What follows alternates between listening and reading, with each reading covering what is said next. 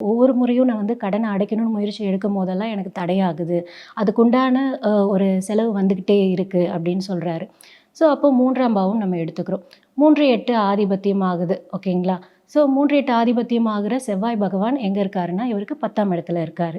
அப்போ 3ஆம் வீட்டுக்கு வந்து பார்த்தீங்கன்னா, முயற்சிங்கிறது. ஸோ முயற்சி வந்து 10ஆம் வீட்ல வந்து செவ்வாய் உட்காரும்போது, கண்டிப்பா வந்து முயற்சிக்கு தடை அதிகமாகுது. ஸோ இவர் ஒவ்வொரு முயற்சியுமே எடுக்கும் பொழுது, கண்டிப்பா வந்து அழுத்தத்தில தான் முடியுது அப்படிங்கிறதும் தெளிவா தெரியறது. சரி அதுக்கு அடுத்து இவர் வந்து பார்த்தீங்கன்னா, எனக்கு எதனால இந்த கடன், இந்த விரயம் அப்படின்னு பார்த்தீங்கன்னா, இவரோட ஜாதகத்தில இவருக்கு வந்து பார்த்தீங்கன்னா, விரயம் அதிகமாகுதுன்னும்போது 12ஆம் பாவத்த நம்ம எடுத்துக்கிறோம். ஸோ 12ஆம் பாவ அதிபதி யாரு அப்படின்னு பார்த்தீங்கன்னா, சூரிய பகவான் ஆகுறாரு சிம்மம். ஸோ சூரிய பகவான் இவருக்கு வந்து பார்த்தீங்கன்னா, 7ஆம் இடத்துல இருக்காரு. ஸோ சூரிய பகவான் 7ஆம் இடத்துல இருக்கும்பொழுது, 12க்கு 7ங்கிறது வந்து பார்த்தீங்கன்னா 8 ஆயிடுது.